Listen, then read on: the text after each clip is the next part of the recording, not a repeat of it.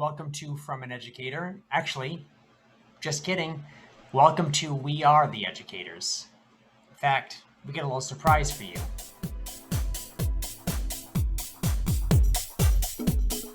I'm Mr. James. And I'm Mr. Ritchie. And we are the educators. We still got it. Wow, everybody. If you're new listening to this, then you're like, who is this other person? If you're not new, then you're like, it's about time, he's back. So, yes, this is Mr. Ritchie, who can introduce himself, I guess, again. I'm back. I'm Mr. Ritchie. I am a public educator, and I work with Mr. James, and I do awesome stuff in classrooms, just like we're supposed to. It is summer vacation, so I have a little bit more free time, and I was able to make it back to the podcast. Yes. Wow. And a lot of stuff has happened. A lot of stuff has happened. Yeah. Because this podcast had started with COVID. That's, sent us all inside of our homes. So we developed this podcast as a way to kind of get some of that creative energy out. And then stuff progressed and we had to go back to work in a public school. We dealt with a whole year of public school, and now we're done.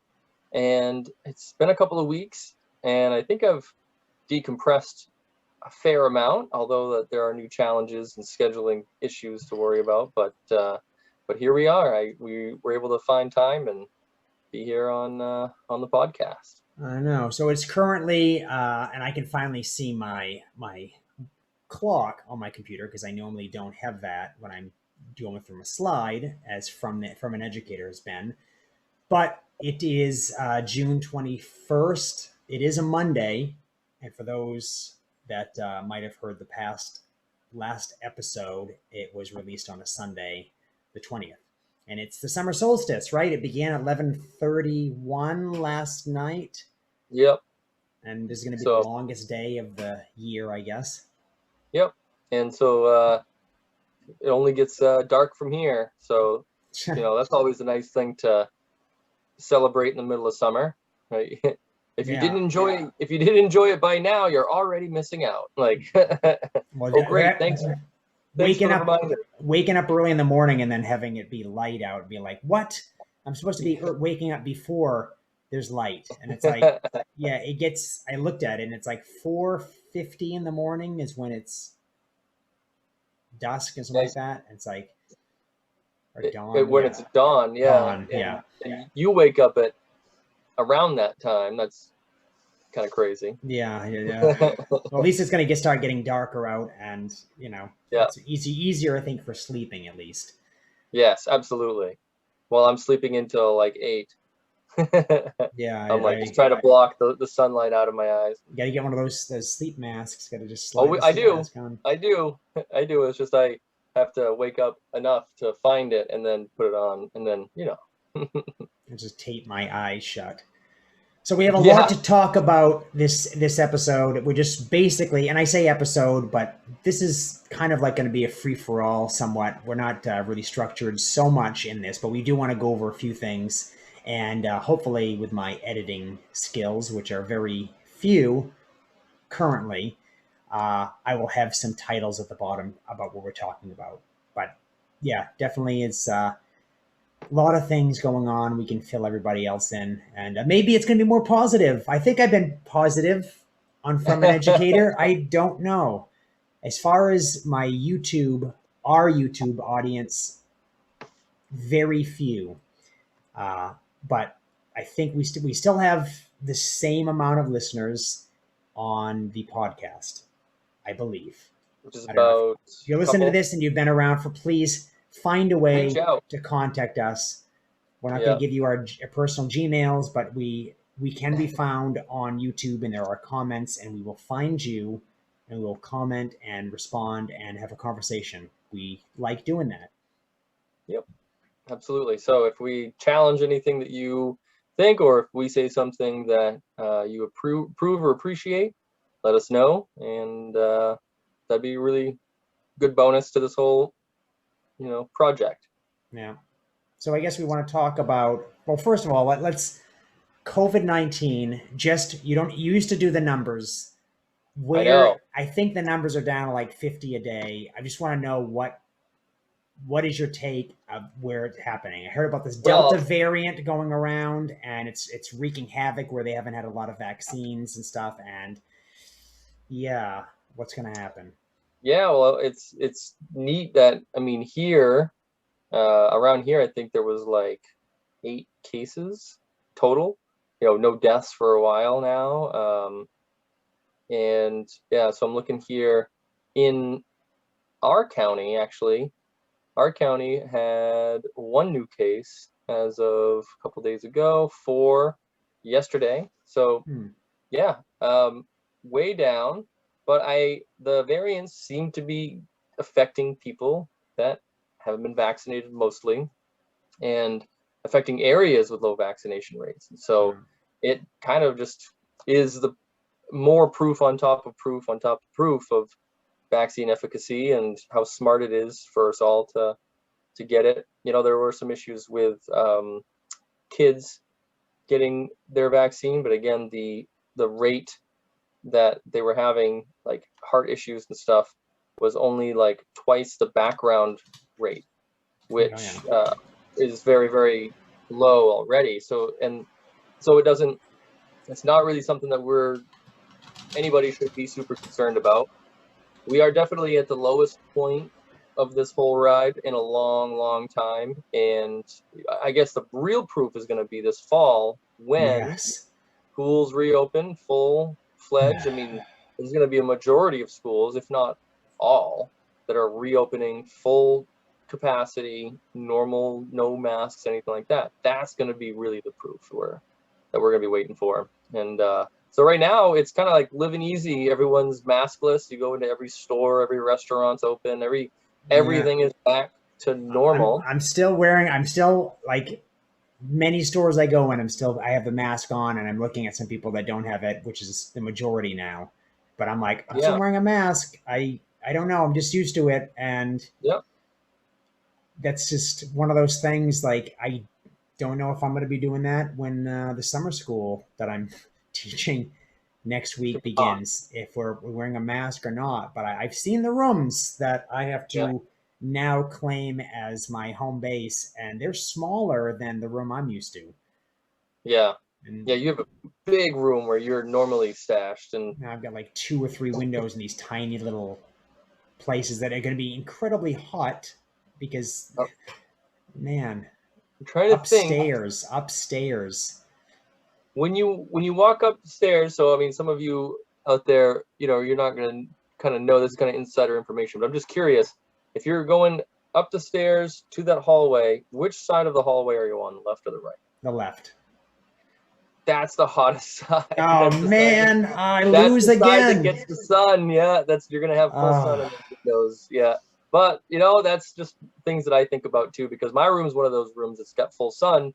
However, I'm plumbed into the school AC, so yeah, it's I don't know. When I think about it, 2 of these days this week are going to be taken up by that. And I've already started planning things, but then I'm used to planning from scratch. Not having anything to go with, and someone just telling you need to teach a subject, okay, and then just coming up with it. Not now. I have to actually have material that somebody else told me that I have to teach. And that's a big deal with teaching. Which is a lot easier. Honestly, I feel like so much easier, except for the fact that you may want a novel approach to doing it, and it's going to be structured in a way where I have to make sure that I say exactly what they want me to say. Well, it's one of those things. So I have a program that's very similarly structured, where there are like books that are given out that like literally tell you almost step by step what they want you to do. Then you hand out the materials. Like for kindergartners, then you pick up the puppet and you have the puppet say blank, blank, blank. And then you put the puppet away, and then you talk about the thing. And so like there's this structure. What's interesting though, like I have to point out, is that those are only as good as the writer. And so sometimes you're given some stuff that is just like, that is not gonna work. And if there's a couple of different a fine line between, or I don't know, a thick line between a good and a bad teacher, I'd say. Yeah. Because like a good teacher will just literally read word for word what is put in the binder or whatever it is that you get. And then there are those teachers that are going to be like, nope, I can already know ahead of time that that's not going to work. We're going to have to do some of this. And that's that craftsmanship, that's where time gets eaten up. That's where you have like teachers that don't care, or like, oh, this is a great year, I'm doing fine, I just do what the book says, and they don't care what the student absorption rate is, like they're not really focused on that. They're just doing their job, getting through the day. And then there's people that are like, no, this needs to be made more effective. And so I'm one of those types that reads through and overcomplicates everything. And so luckily I don't have to teach the same spread that you do. But I'll go over that in a little while. But it's kind of having a UA teacher become a classroom teacher is what's basic happening to me. Yeah, which is not a big deal. Like it's going to help me, I guess, somewhat form a better relationship with students that I will see next year, but only in these certain grade levels, the upper grades, and there's only a few of them. But it's still going to be, it's still my way of like, I guess, easing back into school out of my dark age for those that listened to the last episode. So we'll see what happens. I'd say I'm sort of also in one of those, like, I think I'm at the end of the dark age where like I'm just picturing the dark age as like this cave. You come out into the light and you're sort of like, oh, all right, now I got to figure out where I am. Like, all right, I'm out of the dark, but where am I again? And so like I feel like I'm stumbling out of that. I'm ready to start some projects. I've got a vacation coming up. I'll probably talk about that in a little bit too. But so I got all kinds of stuff coming up. But I feel like, all right, I think the stress and the craziness of this past year, it's gone. Now I'm into sort of this other type of life. It's not vacation. I mean, everyone, says it's vacation, but I don't know. It's different this year, I guess. But there just seems to be a lot of stuff to do. So I'm working every day, but it's vacation. Yeah, well, I say that. Teachers have a vacation. Like, no, the amount of things that I'm trying to, at least those who might have listened before me complaining and ranting on things about the amount of things that I have to do and people that I have to rely on. I literally just got offered yesterday to become a music director for plays in another town. They said, have you done this before? And I said, yes. Not that it was, because it takes up much more time than just somebody as a hired musician to come in at the last possible moment, learn the music, read it off a piece of paper, a booklet, and play it. To be there and direct from like the get-go for like the 2.5 months that it takes to put a show up, that's quite a commitment. And someone's like, I need to know that you can do this because we want to have a bigger season. We want to kind of like put more effort in because we haven't been able to do it in 1.5 years. And I'm like, I guess so. So that might be something else that pops up this fall, along with having to go back into one of the most complicated classroom management centered school years ever. Probably the past 10 years. I mean, it's going to be crazy. It's going to be one for the record books. I feel all the behaviors will come out that didn't show up this past year. This is going to be a mess. So you wanted to talk about life and health. Yeah, I was just going to talk about some stuff that we've been up to. Maybe I'll start it off. How about that? Right. So, because we usually talk about stuff like that on this podcast about life extension, just general healthy living, being good people, all that kind of stuff. So I figured this would fit in just to let everyone know what we're up to with our time and, having a little bit more space for everything. So I've been still working towards refining my diet and eating better. I just heard my wife today talking with a friend saying he eats better than me and blah, blah, blah. I was like, all right, that's good. She better know that. Diet. What's that? She better know that. Like, you better be saying good things about me. Yeah. I made some tofu scrambles this morning, like with turmeric, and they were some of the best that I've ever made. And like just trying to really focus on, I'm at the level of at least now starting to not calculate, like I'm not using one of those apps or anything yet, Yeah. but just making sure I'm getting enough, like monitoring my calories, protein, and fiber right now. Those top three are kind of like making sure I'm getting enough of them. I have sort of a diet planned out where if my wife doesn't have anything prepared for dinner or for lunch, I have easy, quick go-to, boom, I get all those three Yeah. that I need. And I'm in and out and I got more time to do. So I'm still doing that.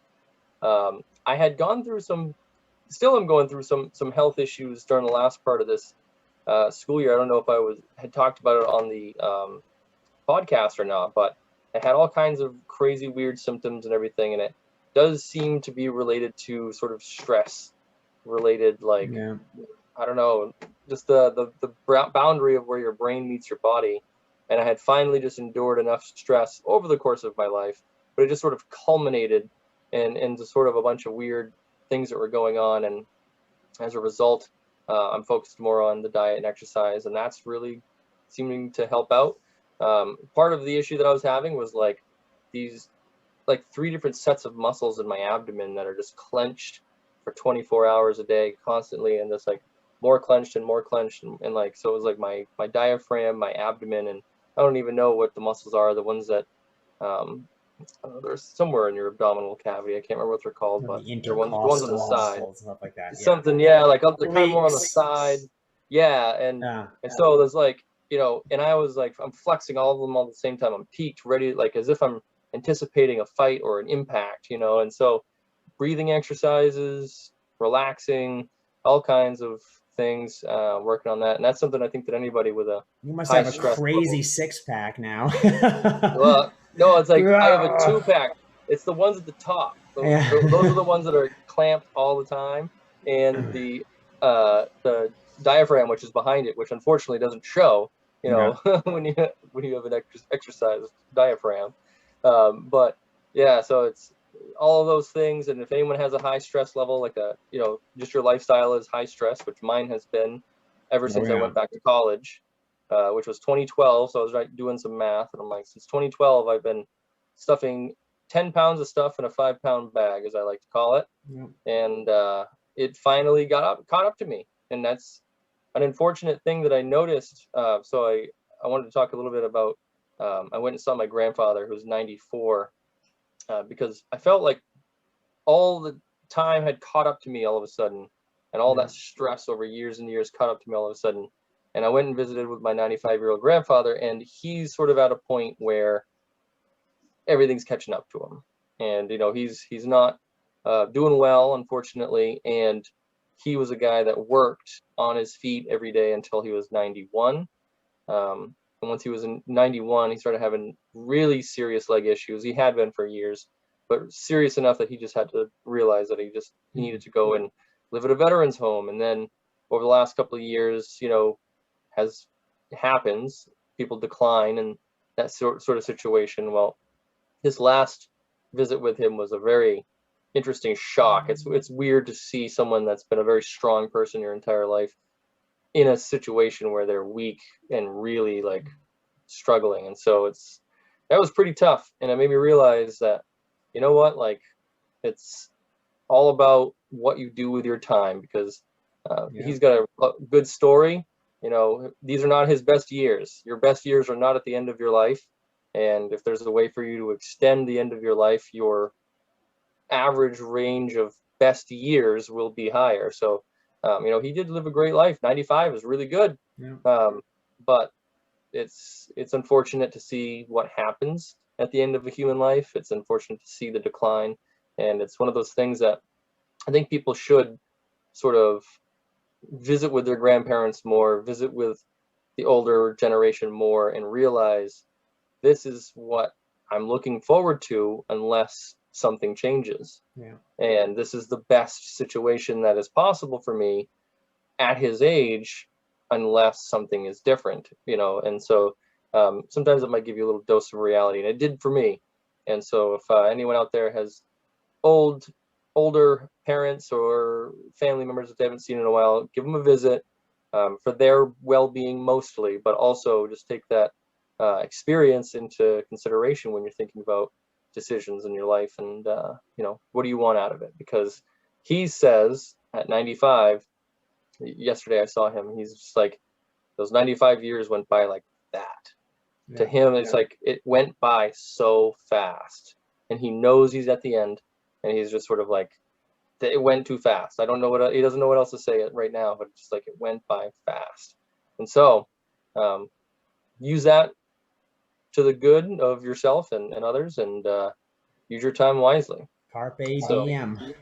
That's right. And so speaking of doing things wisely, that's what I'm doing. I'm still just working on a bunch of all the to-do lists that I couldn't get done during this past year of me working 60 to 80 hours a week and being too exhausted to really focus on anything else. That's what I'm doing. So just stuff around the house, working on a car, just low-key stuff, and just trying to stay relaxed and be healthy. And you know what? That's the best that I can do right now, and I feel good doing it. So how about you? How's last couple of weeks been for you? Well, I mean, I think I've been on the pedestal talking about that for a while. That's true. I've carried the torch of this, but yes, it has been interesting, to say the least. Like I mentioned off camera prior to doing this, that just in the past 24 hours, I just had my schedule complicated innumerably by responses for things that I've signed up for and obligations and such, and finally getting a schedule, and then having others respond to, some sort of something that I might have messaged them, and they finally respond, and it's like, really?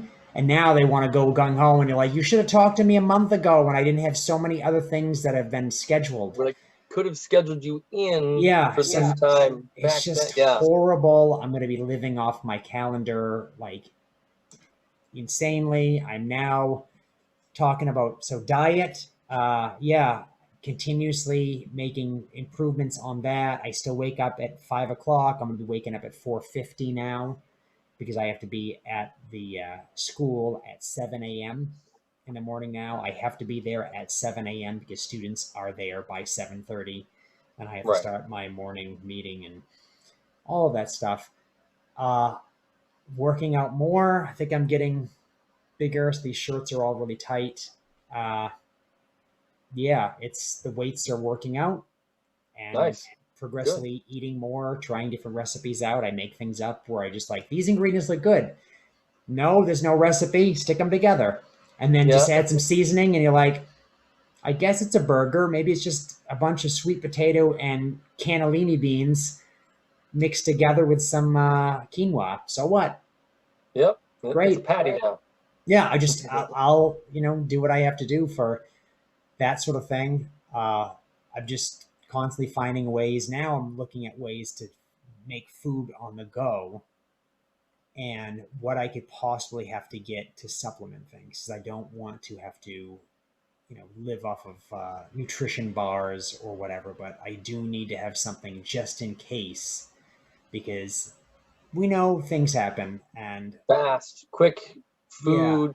Like, you have to be down here. You have to do this. You have to run around. Quick food, something I can eat quickly. And, I've been making muffins and little things I can off of simple ingredients, like mix 3 bananas with 2 cups of oatmeal, throw some cinnamon in there, and maybe a 1/3 cup of some sort of nut butter. And that's literally my second breakfast every morning. My third breakfast is always going to be granola. I know you're like, how many breakfasts do you? Yeah. My third breakfast is after working out. I always do the smoothie thing that I've done for a long time, and then I have this sort of muffin sort of thing to give me some complex carbohydrates and fiber, a little bit of protein, and then probably an hour from then I actually have my yogurt, my own granola that I make, and berries, which I've been having for over a year now, and that seems to work out. But I don't know how, if we had 100-degree heat and I have to carry a lunch sack or whatever it is with me, because I don't have access to a refrigerator because I'm not in my room, Oh, did you then pull it it's going out? to change. Yeah, you can go in and pull that Yeah, fridge out. pull it out, bring it up to, yeah. Yeah, I don't want you anyone got to get excited about that, but it's like, yeah, hey, great, no, we don't have one of those now. That's still, part of my desk. yeah, it's just, but that's basically, I'm keeping up with that. It's trying to find, the sleep in this hot weather, even though we have air conditioning, Yep. and just trying to, everything I'm normally doing. And where the worst thing is that with upcoming gigs, that it's going to make it hard to keep my schedule up. I'm still going to wake up before, before dawn, right at that peak. I still want to do that. I just don't want to have to go to sleep at 1 a.m. and then have to wake up 4 hours later, Right. because Yeah. I don't want to have these late night gigs, but I have Yeah, that's a tough one.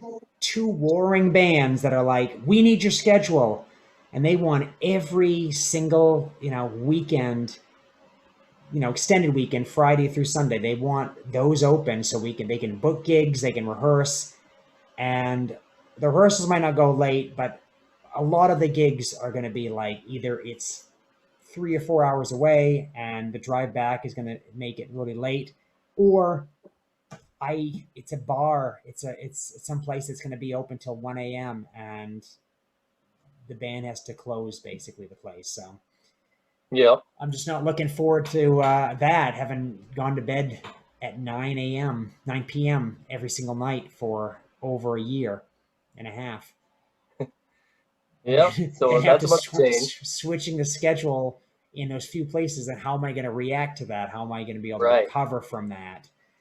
Because I'm on this longevity kick. It's not more Yeah. of a kick. It's like, this is the lifestyle. Like you mentioned, we have to live these lifestyles. And when things get switched up, just because you're like, oh, I guess I have to do this thing, and you don't realize how much of a commitment it is or what it Right. entails, and you're like, I'm not willing to sacrifice this much for this sort of thing.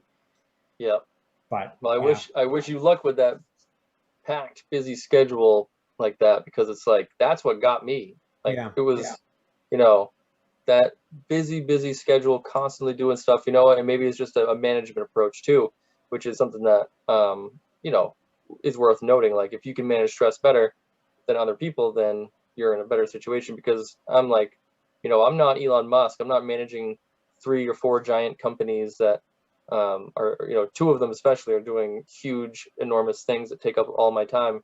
How is that possible? How am I, you know, having issues over stress? And it's sort of like a management approach. Well, he's also got $1 billion, so I'm sure that comes with a little yeah, stress alleviation when you have just the money to buy literally anything you ever wanted. So I mean, that's one thing. But like other than that, it's all about management, and don't get yourself too worked up. But I wish you luck.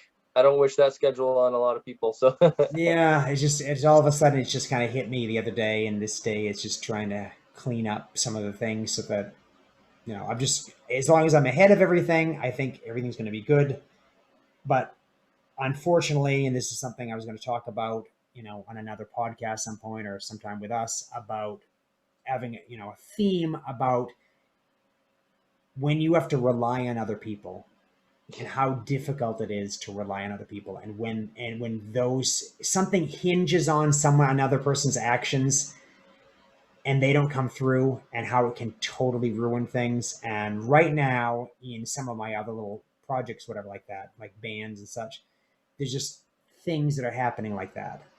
And then there's a family commitments and such that happen, and they want time, and you're like, everyone thinks you have all this time free. Actually, I don't. right, I don't. yeah, because School's it's beginning again for me, and after that, after summer ends, 3 weeks more, and then our real, year begins, and it's just going to be. yeah, I guess I'll be primed and ready, or I could be like, wow, that was burnt not the out. best experience. Yeah, and now I have to do it in 3 weeks in a way that I've done it, that I'm used to. I could Yeah, literally, like, by mistake, clicked on a Seesaw link today, and I had to approve a few things that were done, and I'm like, wow, Seesaw hasn't been deleted. It's still all here. No one's looking at it probably because they probably didn't access it on any other device besides devices that were school issued. But it was just weird seeing that, being like, oh, that was the person I once was. Yeah, I know. I had closed mine out the last week. As soon as the kids sent back their devices, I closed them out, and I was like, "Oh, that's such a relief. I don't have to deal with that ever." And like every day after that, I'm still clicking on the tabs, like checking my notifications, and I'm like, "Oh, that's right. That's such a nice relief, you know." So, but it's like, It's just that reminder. I mean, what we did accomplish this past year, and that it's gone now, and it's going to be like a memory that just almost never happened. I it's mean, well, yeah, I feel we built some relationships, but at the same time, the shock, the PTSD that's going to happen, PTSD, uh, that's going to happen to these kids when they come in contact with all of the other kids in yeah, these giant classes, that they're like, wow, that's a lot of people. Some of them that were cohort C that never came back. yeah. And now they're going to be like, wow, I can't believe that. I think cohort C might even be an option still. I think some kids might not even be going back to school. Wow. I think isolation does strange things to people, Yeah. and isolation did some strange things to the older population, my Yeah. grandfather being one of them. And we're going to find out, like Yeah. what it looks like next year, because next year also, because my daughter was cohort C, which for anyone listening is fully remote. So kids that don't come into Yeah. school. So my daughter, who was a first grader, was fully remote, and now she's going to go back. Well, what's her experience going to be like? That's something I'm thinking about. What's her experience going to be like? What's it going to be like for all the other kids? What's it going to be like for me as a teacher on the other end of things? And whew, I hope that, at least I think the smart teachers are just really figuring, yep, this is going to be the one, because Yeah. behaviors, we couldn't talk about it enough, but like over the last year, the tiny amount of behaviors that happened in the classroom, largely as a result of halved classes. So usually an average of 8 to 10 kids per class. Yeah. Because of that class size, behaviors are so well managed. I don't even want to say easier to manage. I think that we're managed appropriately. Finally, there's enough time to like deal with one kid and deal with their emotions, let them deal with it. And there was hardly any issues at all.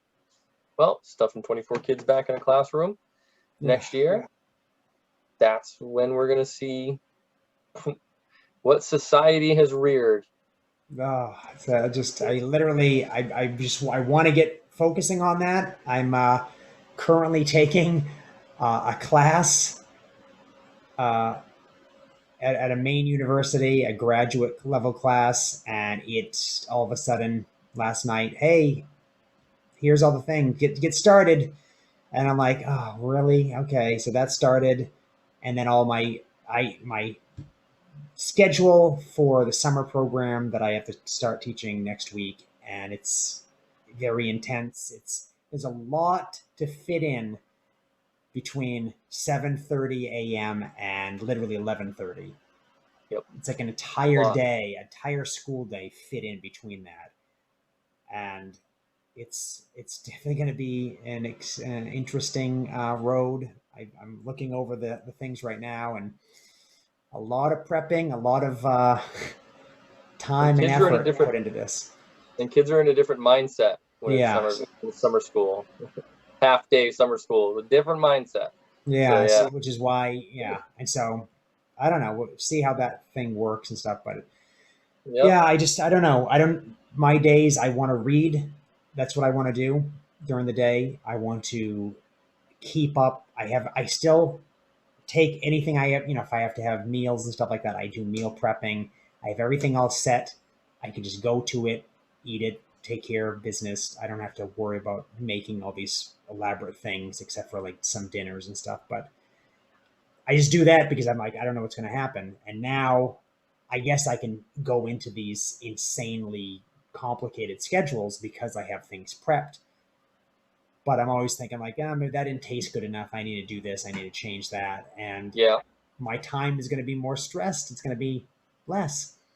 Yep. So, and that's a, that's a tough part right there. Every minute, because I was running into a wall where the tasks that I've sort of let go by are all tasks that require hours of work, and so when you have a half hour here, an hour there, 45 minutes there, like that's not enough time to really make any headway on anything. It's enough time to start something, get frustrated when it doesn't work out, and then you don't have time to solve that new problem, and then you're going to go do something else, and now you've tacked on things to your schedule, which is what I was constantly running into. So it's like it's a tough thing to deal with, and so it's all about management, I think.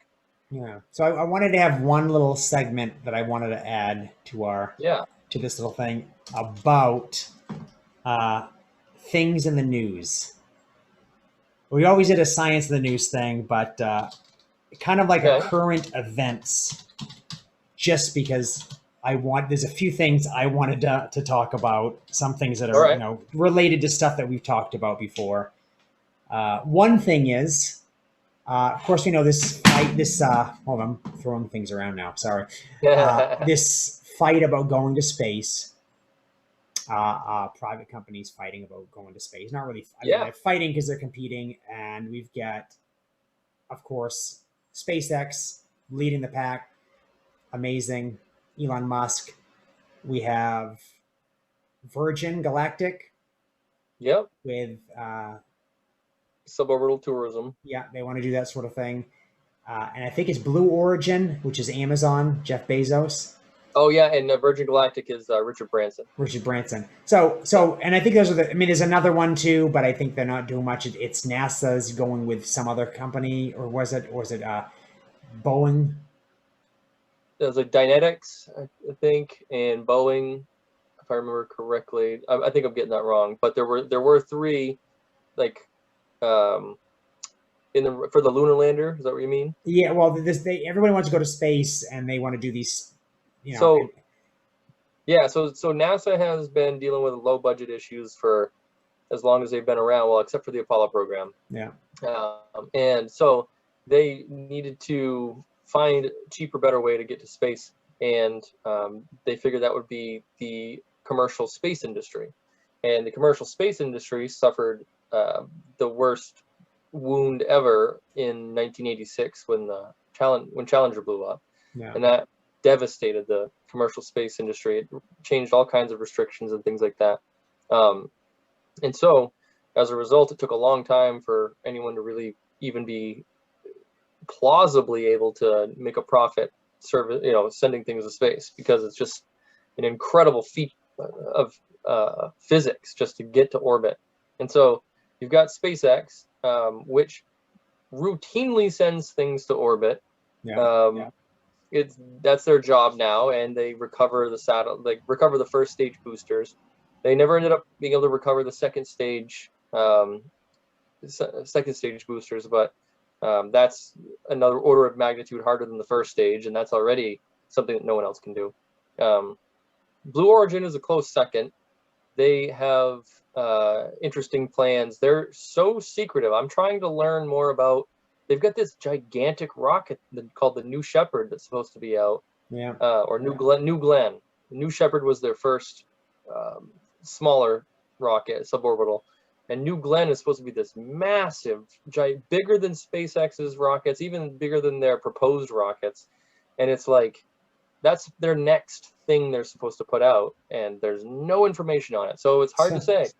Jeff Bezos would like to say that he's a competitor to SpaceX, but all of the evidence says otherwise. Like, well, there's a thing I really wanted to bring up, is that he's going to be flying to space. Yeah. And there's a petition going around signing to have him never come back to Earth. And unfortunately, 33,000 people have signed it. Yeah, well, unfortunately, those signatures, all of them don't realize his rocket isn't powerful enough to get to orbit and never come back. That's the problem. He's got to come back. Yeah, he's got to come. But it's funny. I think they sold the seat for $28 million to one person. Right. Yeah, $28 million. I'm interested to see who it is. There was a a big joke going around that maybe it was Elon Musk that bought it. Yeah. or that, like, that way he couldn't say Jeff made it to space before he did. Yeah, I'd be like, hey, say, here you go. Or that Elon would buy the seat and then not show. Yeah. But like, Or just like critique it, be like, you could fix that. This yeah, little too much turbulence. I think you could fix that. You probably took the yeah. wrong route. I could have my people talk to your people about this sort of You've thing. already solved this problem, but you're light years away. I could let you know a couple things. But no, I think that it's probably gone to a wealthy businessman, just someone that we never heard of before. And it's fun. Suborbital space flight, 15 minutes of weightlessness. But I mean, that's literally the first thing that America did, was put a guy into space for 15 minutes. That was what Alan Shepard did. That's why they called it New Shepard, for the suborbital sort of thing. Like, so not a big deal. I mean, yeah, it's kind of neat. I'll never put down anything that brings attention to space. Space tourism sounds great. It's just like, but SpaceX, on the other hand, can make it to orbit, where you stay in space until something brings you down, like, and so that's another level. And then you got Virgin Galactic, which also suborbital tourist space flight stuff. It's really just sort of like comparing commercial airline pilots, which is SpaceX, people that do it every day routinely, they've got it down. And then you've got, parachutists, like, or what do you call it, like the skydivers. You got your Virgin Galactic, and you got your Blue Origin. These are people that just, like, they don't know how to fly the plane really that well, but they just know how to get up high enough and jump out and come back. Like, they don't have the whole thing down. So that is interesting. It's heating up, but it's heating up to a very low warm setting on the stove. It's not at a boil. Elon Musk and SpaceX are no pun intended, I guess, light years ahead of their competition. And no one has any chance of catching them in the next 10 years. There's just no chance. That's good. I want them to keep going, because they're going to be the ones. Hey, it's the same thing I mentioned before about, like, yes, I complain sometimes about Google products maybe not working on certain devices, or something happening, or maybe like there's an app that I used before and I literally could like grab onto a bar, pull it, and it's telling me, wait a minute, are you doing rows or this pull? I'm like, oh my gosh, I can't believe that. And it was so intuitive. And this is on a watch that had no sensors on it except for like accelerometers and things like that. I was like, wow, I can't believe that. And then it stopped working. But I might complain about that stuff. I still don't mind a company like that kind of, saying, guess what? We run the show. We're the one company that runs a show. I don't mind that. I want people to compete, but I don't mind when a company that has so much power and so much insight into everything wants to do stuff for the good. I'm hoping it's for the good. And I don't mind that. Like, here, take my money. Good. Make things easier for me. Absolutely. That's what I want. Can happen. Right. Yeah. I mean, that's what it's supposed to bring, right? Yeah. Unfortunately, a lot of things we buy end up overcomplicating it. But yeah. Anything in the news that you've been like? That was actually the biggest thing that I was thinking of. The anti-science movement, I think, is not anywhere near dead or whatever. That's never but going it's away. Subdued right now because everyone's sort of like in this we did it sort of thing, but it's not like there's no celebration happening because we're not all together going we did it, because we're sort of all together going like, well, we did it, did you do anything? Like, I was at a family gathering and it's like we can't all be like, hey, we made it through. No, it'll be like me and the people that I know pulled you guys through. We were the ones that did the work on the group project, and now you get to reap the rewards of normalcy. And it's like, it's not like that everywhere in the world right now. We have that. We did hoard a lot of the vaccine here in America. Nothing I could have done about it. So therefore, I didn't say, all right, well, I'm not going to go get my vaccine. I want to send my vaccine over to England or, Ireland, somewhere where they were getting, way worse vaccination, or even Canada. Even Canada people are still waiting for their second dose. And for us, that's an old memory. And like, So, that is still all happening. And around the world, there's still a race to get vaccinated. And we're sort of over that hump. So it's easy to forget about that. But that is something I wanted to mention too, is that, that it does seem like science has won. Science definitely won this round. They'll keep coming back. I mean, this is only round, 1 million, but like they will keep coming back trying to keep science down. But it's sort of like, no. Science won this one. It was the scientist that said that, a vaccine would help, and lo and behold, here we are. Other than that, I'm trying to think of anything else. It's actually kind of nice that there's not a lot of political news to talk about anymore. That sort of has changed. I mean, there is stuff about like where the U.S. is in talks with a lot of different countries. And everybody's saying, we want to talk about being nice and playing well and trading well. But if it doesn't work out, we're also ready to attack. And I heard that on the news today. I'm like, yeah, we can talk to North Korea, but we do want to, we're already, they mentioned about something like, we want to have good talks, but we also are ready to act if they do not listen to us. And then our president said, well, I'm the same way. And it's like, okay, it's that whole thing. You're like shaking someone's hand, but you got a dagger. You're hiding behind your back. Yeah, exactly. So it's like if you're cool, I'm cool. But if you're not cool, I'm ready. Yeah, see, and I'm like, great. That doesn't make me feel too good. And like, everything's. That's not usually how trust is formed. And there's some weird things. I mean, I just caught the news, and I was one of these things with.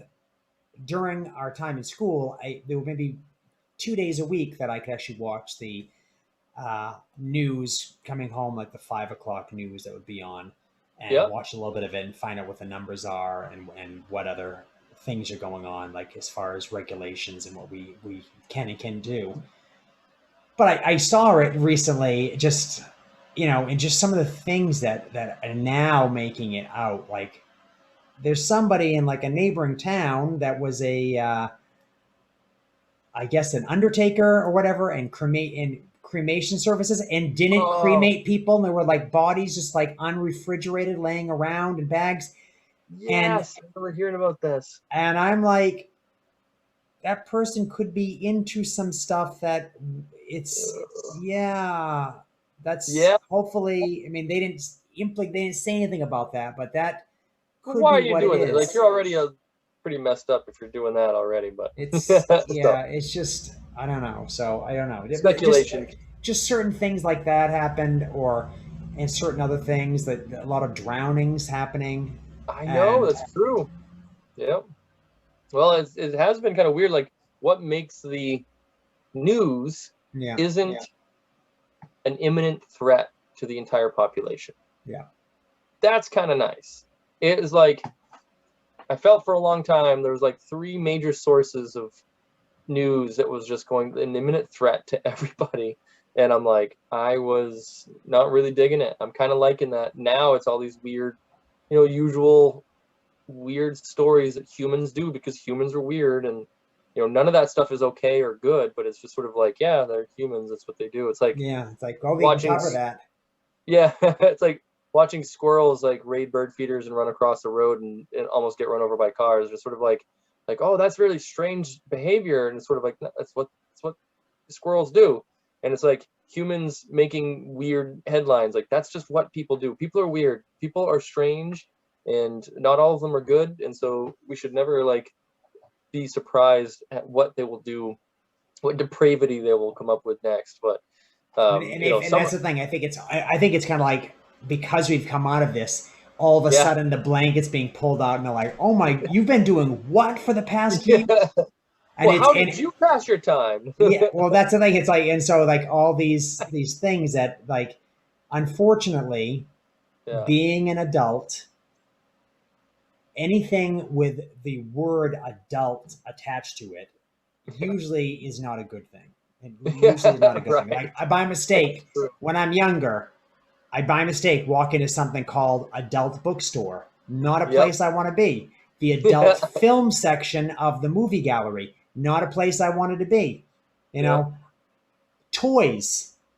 It says toys and it says adult toys. I'm thinking, okay, knives, probably, like gun holsters. That's not what they were.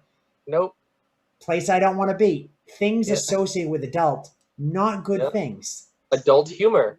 Yes. And now adult drinks. Adult drinks, adult beverage. We have some adult time. You don't want to hear that from your parents. Go back to bed. We're having some adult time. Oh, I don't know what that is. And then you find out what that is and you go, oh no. It's just one of those things. So it's like that people are doing some stuff that I just want to completely insulate myself against. And probably why I have such a crazy schedule, because if I have any time to like peek out into what the world is actually doing, I'm just absolutely disgusted. It's absolutely. I've been reducing by a majority. Like I have shut off email alerts. I don't really get email alerts at all. I have shut off social media alerts. I've deleted entire social media accounts. I'm really only on one social media platform, and it's no notifications. I don't really put out anything that much anymore at all, because I'm just sort of like, I don't want to know what anyone else is doing. I sort of feel like I'm doing all right and I've got a good plan and I've got things going on, and all this other stuff is just noise, and people are caught up in a bunch of weird stuff. And like once in a while I'll come across a cool person that's like doing some cool stuff, but like unfortunately it's so infrequently that it doesn't make up for the just serious amount of just some weird stuff and bad things that people just choose to do with what little life they have. So I don't know. But major projects. Yeah, like what good in the world are you doing? I'm surprised it's not something that everyone wakes up thinking. Like I think that every day. Every day I wake up and I'm like, I want to do something good today. I don't want to do something bad. I don't want to do something selfish and just for me. That's why I don't work for money. You know, I don't go to work. I do go to work for money so I can survive, of course. It's just the society we live in. But I don't make the most money I could. There's at least 4 or 5 things that I can do that I could make hundreds of thousands of dollars a year doing. And it's just sort of like, I'm not about that. I'm just not about that. And some people are. And the ways you can get money are numerous. So there's a lot of people that'll do some messed up stuff for money. Yeah, that's usually the root of it. I seem to just say yes to a lot of things, and money does come with some of these like obligations and things that I've agreed to, but it ends up being something that it's not really worth it. You know, I think the older you get, the more seasoned you get at what you do. You become more of a professional. I mean, you're a professional already, but you become more of like a sought after professional, and your rates can go up. Like anyone, me in the music field, knowing how, lessons. Oh, how much are private lessons with you? Mine's this, one person's, it was $20 an hour. Then it kept jumping in when I was younger, and then it kept jumping up. I would take classical guitar lessons from somebody studied with for $40 an hour, and their rate jumped up to $60. Yeah. And then if you go to any of these other conservatories, it's $75 to $100 an hour. It sounds like labor charges on auto repair. I was like, it's crazy. And the prices of everything. And I'm like, my rate never changes. It's always low, but I'm like, maybe it should change. And maybe when I get myself into these predicaments and situations, I should be like, well, it has to be this much or else, because my time is money. And I don't want to say it that way, but I like to help people. I just don't want to be the person that's being used all the time to be like that. Oh, we can trust this person to do that. Yeah, but you gotta also put something up as leverage. And honestly, I don't really like even spending money that much, even though I might be getting things to make my life a little bit easier. I don't really want to spend money. I hear that. It's the whole thing. Like, I enjoy making food. I don't always enjoy eating it, which is a weird thing. You'd think that, like, these ingredients look good. You put them together, you go, that doesn't work. But I have to eat it. So. Yep. Been there. Kind of like setting a curriculum, and then you're like, oh, I know I have to do this certain thing. I'm going to try to make it as great as possible, but I know what I have to do to teach it. And I just don't want to have to go through those motions again. And I think that was, our last rotation and having to do the last few weeks and repeating something we've done for months. And then we're just like, I don't want to go. I know the prep I need to do to make this work effectively, and I'm going to do it. I just don't want to do it again. I'm glad. I have to start tomorrow. I start two college courses. Yeah. And so that's tomorrow for me. And still, I'm glad that at least I don't have to teach it. Yeah.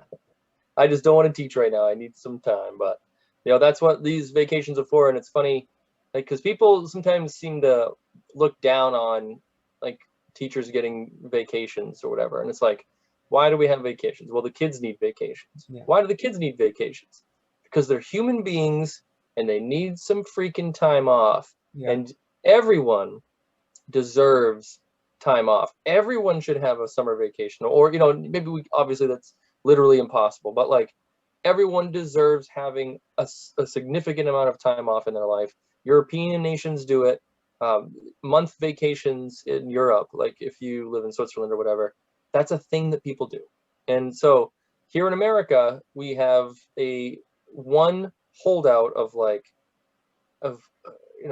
people that have a sensible schedule. I mean, during the school year, it's insane. Like, we're just working crazy hours and stuff. But this is the time that we have to recoup, and not everybody gets that time to recoup. And so I hope no one looks down on schools or teachers for having a vacation, because the reason why they have a vacation in the first place, if you look into it, is because it's a human need. It's a human necessity. It's what's right. And if we're doing it for the kids, then the adults say, well, if we're doing it for the kids, let's do it for the adults. And throughout history, the last couple hundred years that we've had public schools, it's been, that makes sense. That's a logical argument. If we're doing it for kids because they're human beings, they need time off, why don't we do that also for the teachers? Like, because the teachers could be doing stuff. There's stuff in the community, we could be put to work, but that's not the right thing to do. And everybody deserves that. And so, like, some people might, take offense to it. I've heard of people who are like, well, everyone can't take a vacation at the same time. No, but everyone deserves a vacation that they can figure out among their own preferred, employment opportunity. So it's like, you know what, we're doing it the right way. What we choose to do with that time is up to us. But I think in the end of the day, especially for you too, don't stress yourself out. Don't make summer vacation even more work than than the school year. I know. I gotta try to get myself back into the. It's just going to be an addition to everything else I do. I'm not getting rid of anything. That's what I've been on a path of, just stacking it up. Like, I can do it. So just I'm more than you and everyone else out there. Like, don't bite off more than you can chew. Yes, don't bite off more than you can chew. But you realize, if you have a lot to chew, break it up into several meals. Have several breakfasts. You can eat it. You can eat a lot if you eat more meals during the day. Sometimes you don't realize how much you bit until it's already consumed, and you're sort of like, well, I shouldn't have done that. It's that's why I wake up every morning being like, hungry for more. Let's do this. It's good. Yeah, that's good. Well, this is a pretty good episode to kind of like catch up again. This is our 60th reunion. Yeah, this is episode number 64. Yeah, I believe, or 65. I'll check on that. Don't worry. You'll get whatever you saw on the title. That's what it is. Yeah, I gotta remember that. Edit. This is episode 64. Yeah, 65, and then you can just pick which, chop it up and just. I actually thought, because I've been doing so much editing, I thought this episode I'm not going to do any editing except for title screens and such like that, and something that I might do. Don't blame you. Yes. So thank you everybody for joining. We are the educators. We are the educators. Right. Maybe we'll be back next week, or it might be solo venture. We'll see. I think conversations, once again, are better than monologues. It's hard talking to a camera without saying lots of ands all the time. I notice I say too many ands. or buts, prepositions, things to carry over to another thought, or I don't have a thought and I'm trying to think of something and it just, it's... I can imagine. Teaching all of last year was basically like talking to a camera with no reply sometimes, but Yeah, I still have a lot of videos planned out, and I'm like, that's great. No one has a device, and maybe I can help reunite that next week when the summer school students are receiving devices. I'm Mr. James. And I'm Mr. Ritchie. And we are the educators. Have a good day, evening, night, wherever you are. That's my go-to saying for my weekly holiday show. See you later.